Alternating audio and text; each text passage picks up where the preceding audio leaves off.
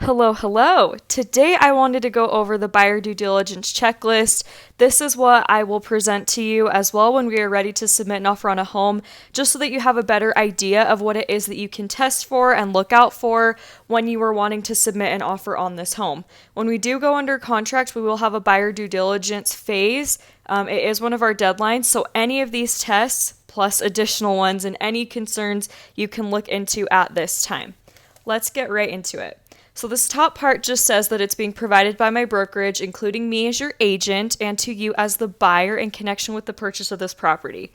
The notice from the company is just stating that I cannot give any type of legal advice on anything in regards to the condition of the property or legal or tax matters. All of that needs to be talked to with a professional who can give you that kind of information.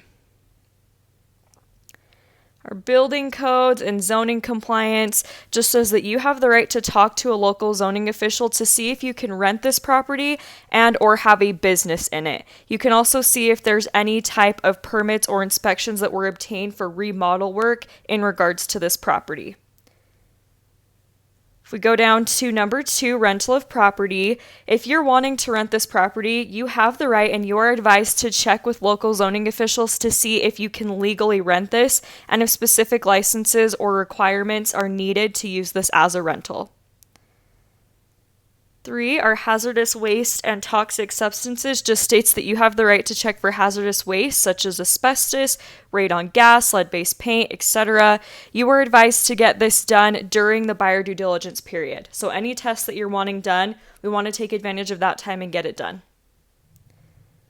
All right, here we have number 4, radon gas. Elevated levels of radon gas have been linked to an increased risk of developing lung cancer, so you do have the right to test for that. 5, surveying and stalking. Typically when you see a fence, that's just a courtesy. It's an estimate of where the property line is, but it is not always exact. So you do have the right to have someone come out and tell you where that exact property line is. 6, home warranty. You have the right to a home warranty. You can shop around and check them out wherever you would like. And then at the bottom, you just initial and date. 7, flood zone and insurance. If the property you're interested in is located in a flood zone, you may be required to get flood zone insurance. 8, homeowners insurance. Homeowners insurance and its cost is going to depend on a number of different things, so you're advised to talk to different insurance companies.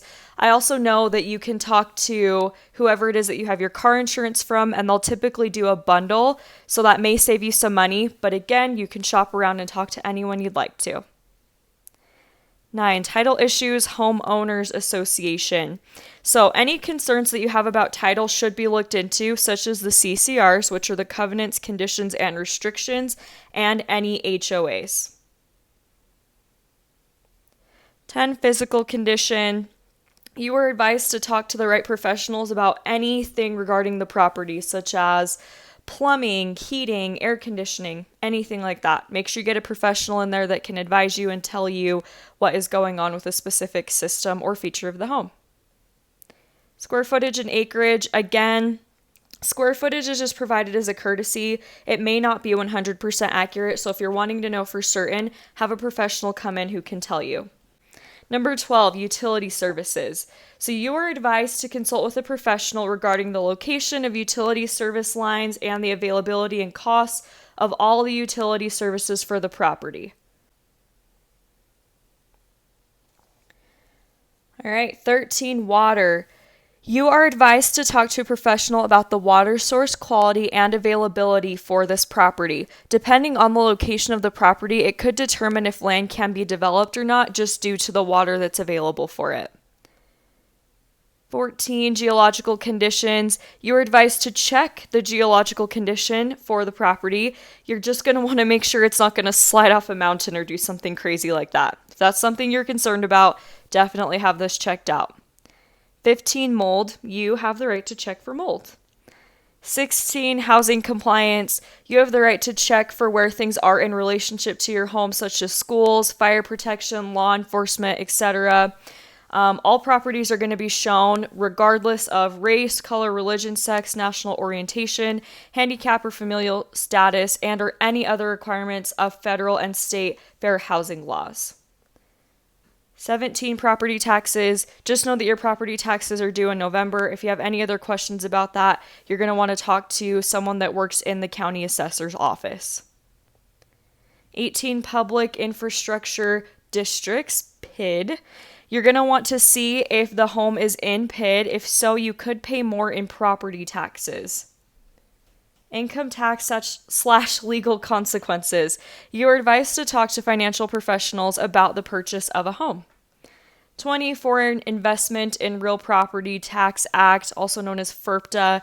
This will only apply if we are purchasing a home from someone that is not a U.S. citizen, so you don't need to worry about this one too much. And 21, energy efficiency. You have the right to check to see if the home is energy efficient. You'll sign, date, initial and date at the bottom. And that is an overview of the Buyer Due Diligence Checklist. If you have any questions, please do not hesitate to reach out to me. My phone is always on, and I am here to answer any single question that you have at any time. I am so excited to continue to move forward in this process with you.